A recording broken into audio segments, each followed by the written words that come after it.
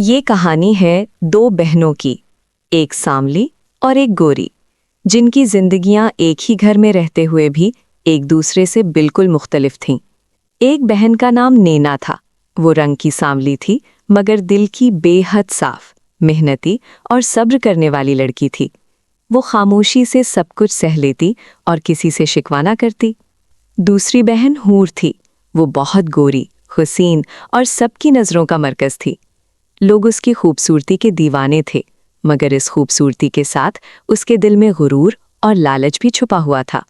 जहां भी हूर जाती, तारीफें उसका पीछा करतीं, और नैना वो सबके दरमियान रहकर भी नज़रअंदाज कर दी जाती थी।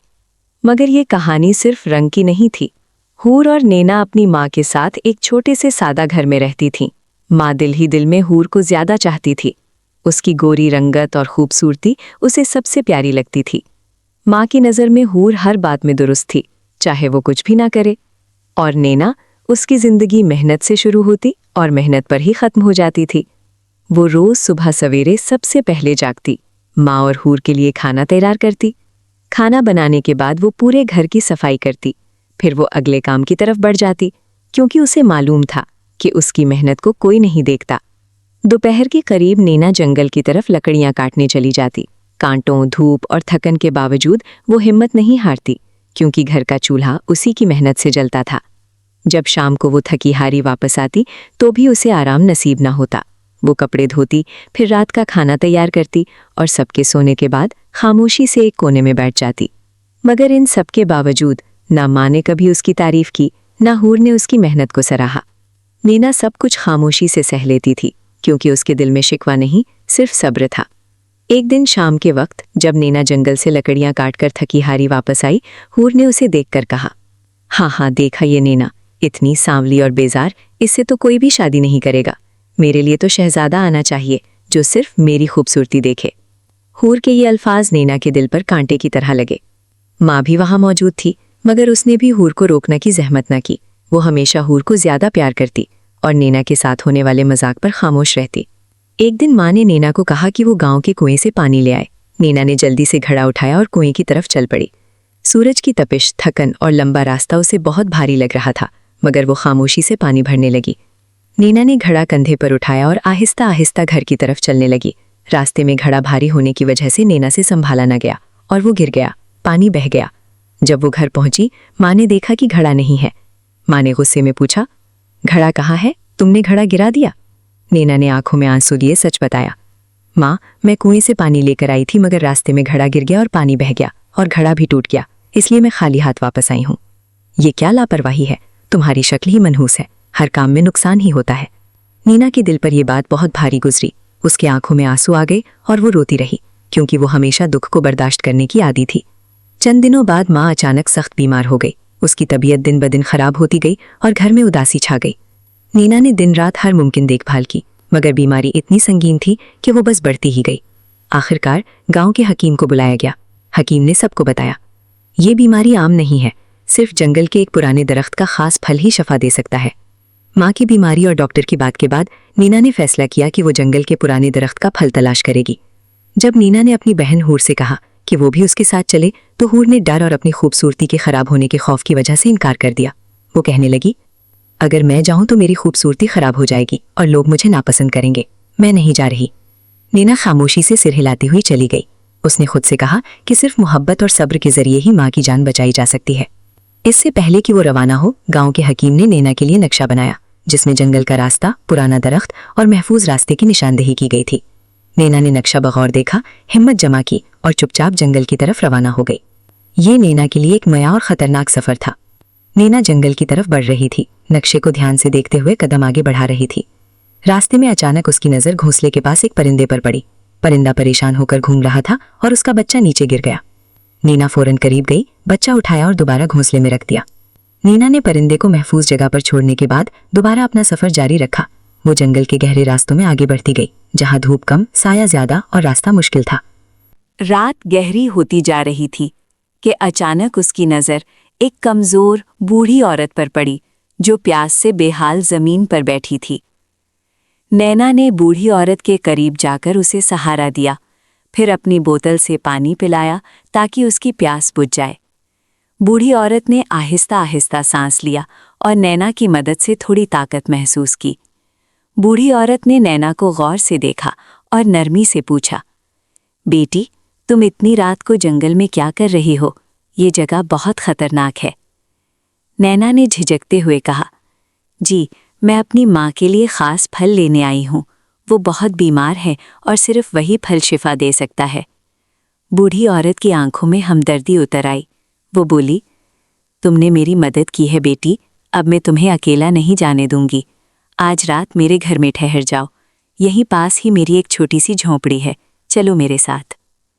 रात वाकई बहुत गहरी हो चुकी थी। उसने सर हिलाकर आहिस्ता से कहा, ठीक है अम्मी जी। नैना बूढ़ी औरत के साथ जंगल के उस सुनसान रास्ते पर उसकी छोटी सी झोंपड़ी की तरफ चल पड़ी। नैना और बूढ़ी औरत झोंपड़ी पहुंची। बूढ़ी औरत ने नरमी से कहा, बेटी, पहले कुछ खा लो, तुम्हें यकीनन बहुत भूख लगी होगी। उसके बाद उसने उसे गरम खाना खाने के लिए पेश किया। नैना ने झिझकते हुए खाना खाया। बूढ़ी औरत ने पूछा, तुम्हारे घर में कौन कौन रहता है? नैना ने बताते हुए कहा, मेरी माँ और बहन हूर हैं। मेरी माँ बीमार है और मेरी बहन घर में है, वो मेरे साथ नहीं आई। बूढ़ी औरत ने नैना से संजीदगी से पूछा, बेटी, तुम्हारी बहन को तुम्हें अकेले इतने गहरे जंगल में नहीं भेजना चाहिए था, ये जगह खतरनाक है।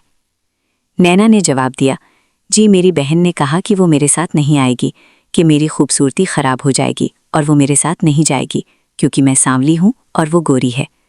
बूढ़ी औरत ने नरमी से नैना की तरफ देखा और कहा, बेटी, असल ताकत दिल की है, जिस्म या रंग की नहीं। जो दिल से काम करता है वो हमेशा कामयाब होता है। नैना ने सर हिलाकर कहा, जी।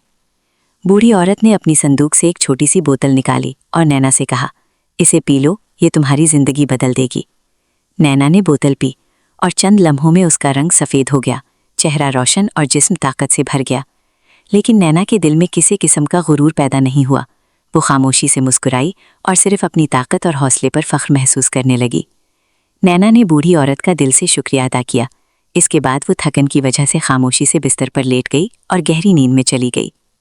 सुबह जब सूरज की पहली किरणें झोंपड़ी में पड़ी, नैना जाग गई। उसने बूढ़ी औरत से इजाज़त ली और कहा, जी, अब मैं अपनी बाकी की मंजिल के लिए रवाना होती हूँ। बूढ़ी औरत ने सर हिलाकर उसे दुआ दी और नैना फिर जंगल के खतरनाक रास्ते पर हौसले के साथ आगे बढ़ गई। नैना सुबह की रोशनी में अपनी मंजिल की तरफ चल पड़ी।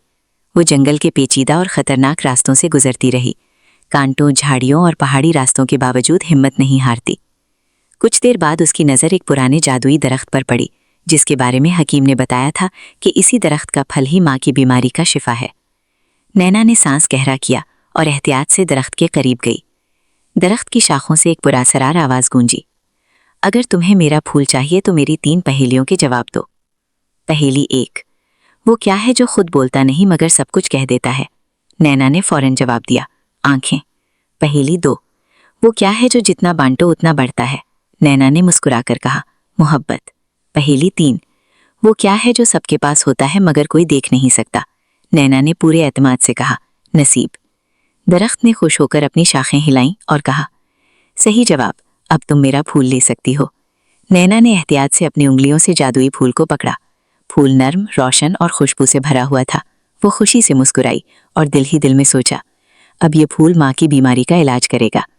नैना ने फूल को महफूज रखने के लिए अपने बैग में रखा और फिर वापस गांव की तरफ सफ़र के लिए तैयार हो गई, जहां उसकी मेहनत और हौसला अपनी हकीकत में रंग लाएंगे। नैना जादुई फूल लेकर घर पहुंची। उसकी माँ बिस्तर पर लेटी हुई थी, कमज़ोर और बीमार। जब नैना ने एहतियात से फूल को रखा तो खुशबू ने पूरे कमरे को भर दिया। नैना ने फूल के चंद पत्ते एहतियात से तोड़कर माँ को खिलाए। माँ ने उन्हें चखा और चंद लम्हों में उसकी सेहत बहाल हो गई। चेहरा रोशन और तवानाई से भर गया, जैसे तमाम बीमारी और थकन एकदम दूर हो गई हो। माँ ने आहिस्ता से नैना का हाथ थामा, आंखों से आंसू बह रहे थे। उसने कांपती आवाज़ में कहा, बेटा नैना, मुझे माफ़ कर दो। मैंने हमेशा हूर को ज़्यादा चाहा, तुम्हें चाहा नहीं, तुम्हारा दिल दुखाया और तुम्हें बहुत बुरा कहा। आज समझ आई कि असल नेकी तुम में थी। नैना की आंखें नम हो गईं, मगर उसके चेहरे पर शिकवा नहीं था। उसने माँ को गले लगा लिया और कहा, अम्मी, मैंने आपको पहले ही माफ़ कर दिया था। ये देखकर हूर भी आगे बढ़ी। उसका सर शर्म से झुका हुआ था। उसने कहा, बहन, मुझे भी माफ़ कर दो। मैंने तुम्हारा मजाक उड़ाया, तुम्हें कमजोर समझा और तुम्हारे साथ जुल्म किया। नैना ने हूर को गले लगाया और नर्म लहजे में बोली, हूर, मैं तुम्हें भी दिल से माफ करती हूँ। इस लम्हे घर का माहौल बदल गया। जहाँ पहले दुख और नफरत थी, वहाँ अब मोहब्बत, नदामत और सुकून था। यूं नैना की नेकी, सब्र और सच्चे दिल ने सिर्फ माँ को ही नहीं बल्कि पूरे घर को बदल दिया। दोस्तों, इस कहानी से हमें ये सबक मिलता है कि असल खूबसूरती सिर्फ ज़ाहिरी शक्ल या रंग में नहीं बल्कि दिल की नेकी, मोहब्बत और सब्र में होती है। किसी की मदद करने से कभी हिचकिचाना नहीं चाहिए। दूसरों की मदद दिल से करना, चाहे वो हमारे लिए नामुमकिन लगे, हमेशा एक मुस्बत तब्दीली लाता है। दोस्तों, ये कहानी हमें ये सिखाती है कि सब्र, मेहनत, नेकी और दिल से की गई मोहब्बत सबसे बड़ी ताकत है और यही खुसूसियात इंसान को हकीकी खुशी और कामयाबी दिलाती हैं। और अगर आपको ये कहानी पसंद आई हो तो वीडियो को लाइक करें, चैनल को सब्सक्राइब करें और कमेंट्स में हमें बताएं कि आपको ये कहानी कैसी लगी। आपके एक लाइक और सब्सक्राइब से हमें मजीद दिलचस्प और सबक आमूज कहानियां बनाने का हौसला मिलता है। जल्द ही हम एक नई कहानी के साथ वापस आएंगे, जहां आपको मजा, सबक और जादुई दुनिया का लुत्फ दोबारा मिलेगा।